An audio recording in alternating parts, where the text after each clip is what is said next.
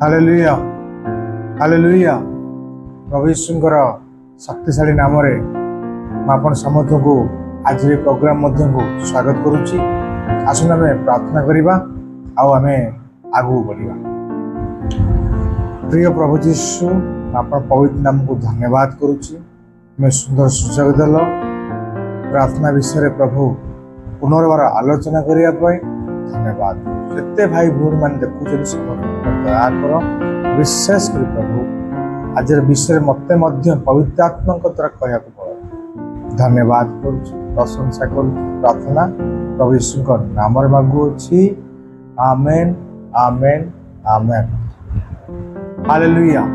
प्रभु यीशु मधुर नाम पुनर्बार आप समस्त को स्वागत कर। आप जानते जे एक प्रार्थना सीरीज चली आम किपर 3 घंटा अति सहज प्रार्थना करिपरिबा से विषय आम आलोचना करी आसुअछ।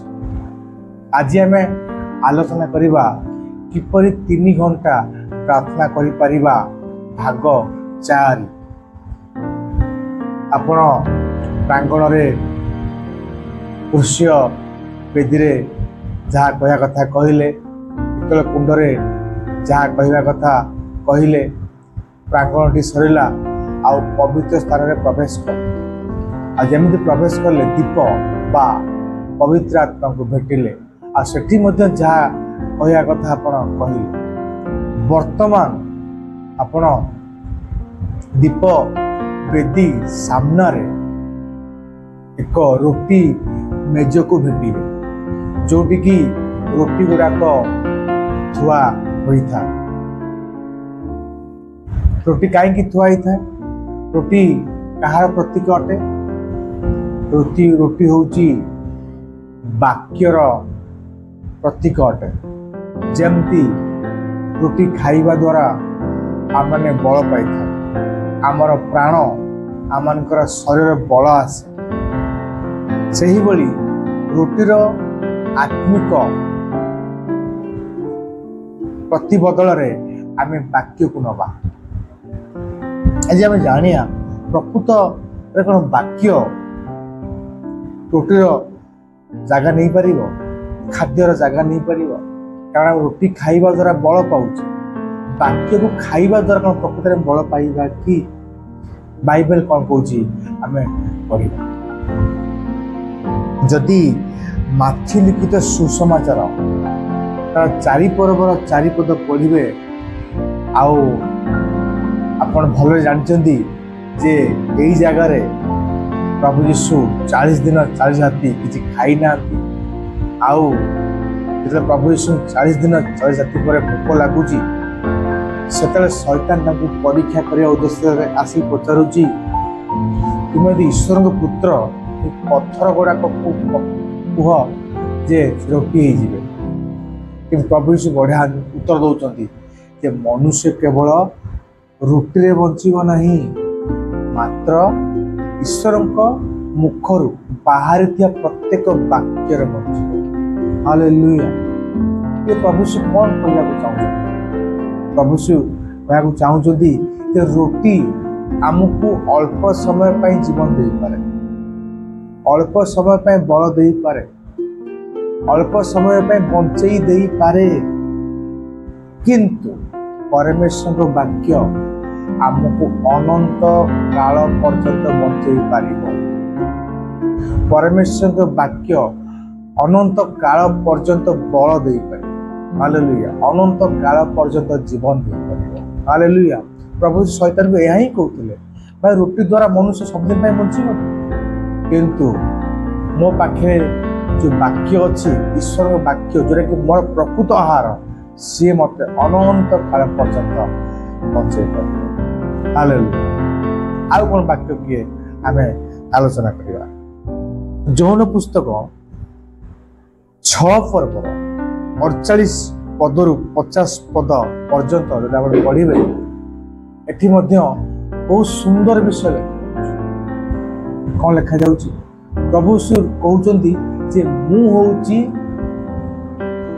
स्वर्गीय आहार, जो आहार को तुम मैंने यदि खाइब ताहले तुमे जीवन पाइब, अनंत जीवन पाइब। से कहउचंती मूसा इस्राएल माननकु माना खुएले किंतु से माने मरिले, मृत्यु भोग कले। काहेकि ना माना एक पिठा भलिया एक रोटी भलिया जिनिस थिला, से मात्र अल्प समय पाई तुमको जीवन देइथिला, अल्प समय पाई तुम बंचाई रखिथिला, अल्प समय पाई तुमको बल देइथिला। किंतु मु प्रकृत रे जीवनदायक आहार, तुम यदि मते खाइबो ताल तुम केबे भी मरिबो नाही। एठी कोन प्रभु यीशु कहउचंती प्रभु यीशु रक्त मांस खाइबा बोली, प्रकृत रे कोन ताका रक्त मांस को हम खाइबो पड़े ना ना, प्रभु से कथा कहना।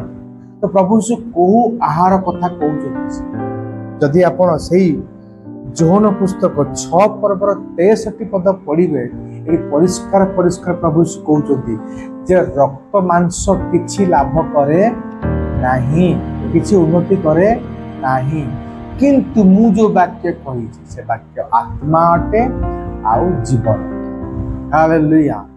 आमे एतले खाद्य खाऊ आमे कोन पाऊ? जीवन पाऊ। तो प्रभु यीशु कहउचंती मो वाक्य आहार, मो ताको खाइबो ताले जीवन पाइबो। से जीवन पुणी अल्प समय पाई नुह, अनंत काल पर्यंत से जीवन पाए। प्रिय भाई और भौणी माने जेटा आप पवित्र स्थान में पहुंचती, रोटी मेज को देखुंती, रोटी मेजर अर्थ होची वाक्य, वाक्य रूपी आहार।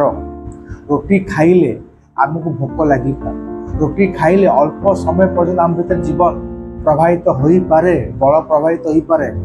किंतु जदि आम वाक्य रूपक आहार खाऊचे ताले आमको से अनंत काल पर्यंत जीवन दब, बल दब, सुरक्षित करिवो आ स्वर्ग को। हालेलुया। तो जब आप रोटी मेज पाखे पहुंचे आपनकर काम होची कोन ना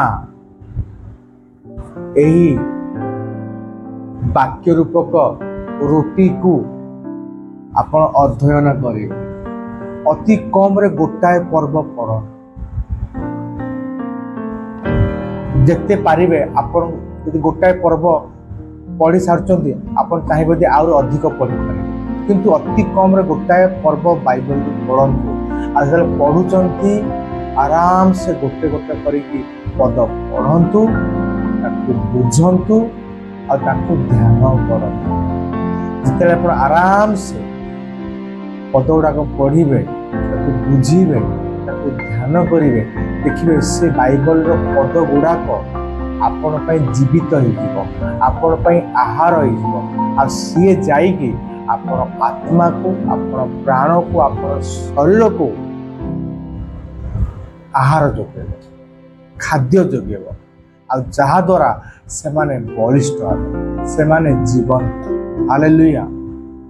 दुर्भाग्य विषय होची एहा जे ख्रीष्ट विश्वासी माने, प्रभु यीशु जानित लोक माने आज वाक्य रूपक आहार रे निज प्राण को, निज आत्मा को, निज शरीर को खाद्य देउ नाहांती। से माने जगतर खाद्य को ग्रहण करुछन, फोन द्वारा, टीवी द्वारा, रंगरस द्वारा, निशा करिया द्वारा, बसिकी गुली खटी करिया द्वारा, यार सब जगतर विषय गुड़ाक चिंता करिया द्वारा, आलोचना करिया द्वारा से कौन करचंती ना निज आत्मा को, निज प्राण को, निज शरीर को जागतिक रूप खाद्य खुआउचंती, जहा फल रे हमर आत्मा, हमर प्राण, हमर शरीर दिन प्रतिदिन नष्ट आड़ को जाउछ, रोग आड़ को जाउछ, मृत्यु आड़ को जाउछ, अशांति आड़ को जाउछ। काहेकि प्रभु यीशु कहले मु होउची प्रकृत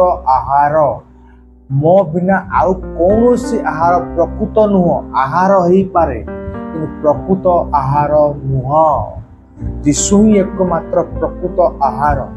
ता द्वारा जदि आप निजर आत्मा को, निज प्राण को, निज शरीर को प्रत्येक दिन खुआइबे, पियाइबे, देखिबे आपन आत्मा, आपन प्राण, आपन शरीर केमिति बलिष्ठ हम, केमिति शांति रे रहिबो, केमिति सुस्थतार रहिबो, केमिति दुष्टात्मा आउ पाख मारिबो नाही, केमिति चिंता पाख मारिबो नाही काहेकि कारण आपण प्रकृत आहार जोटा कि वाक्य अटे बाइबल रो वाक्य अटे ताको आपण नौचन प्रत्येक दिन ताको अध्ययन कर तो जिते आप पवित्र स्थान में पहुँचती रोटी मेज को भेटुंट तो रोटी रूपक वाक्य को आपण अति कम गोटाए पर्व को आउ ध्यान कर पढ़ंतु बुझंतु आ देखिए से प्रकृत आहार यही प्रकृत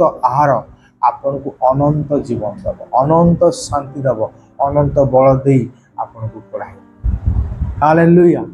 तो प्रभु यीशुଙ୍କର पवित्र नाम को धन्यवाद दिए कि प्रभु यीशु सत्य और जीवित परमेश्वर अटंते आ से चाहती आम ताहांकु आहार रूप में प्रत्येक दिन ग्रहण कर धन्यवाद। तो आज ये प्रोग्राम टी को आम ये शेष करवा आउ शेष करने पूर्व प्रार्थना प्रभु यीशु मु धन्यवाद करे तो राजान राजा प्रभु मान प्रभु तुम्हें ईश्वर तुम्हें प्रकृत आहार जे कि जीशु अटन जे कि वाक्य अटन तुम्हें आम देच जदि आम आहार द्वारा निज प्राण को खोएबा निज आत्मा को खोएबा निज शरीर को खोएबा ताहले पिता आम सुस्थ सबल रहिबे अनंत जीवन अधिकारी है शैतान से छुई पार नाही कारण पिता आम प्रकृत आहार को खाद्य भाव पेय भाव ग्रहण पिता जत्ते लोक ये प्रोग्राम को देखिए समस्त आशीर्वाद प्राप्त हुंतु आ समस्ते तुम्हें देथिबा आहार जे कि प्रभु जीशु जे कि वाक्य अटंती वाक्य प्रति ये आहार प्रति आकर्षण धन्यवाद प्रशंसा प्रभु यीशु नाम मागु अच्छी आमेन आमेन धन्यवाद।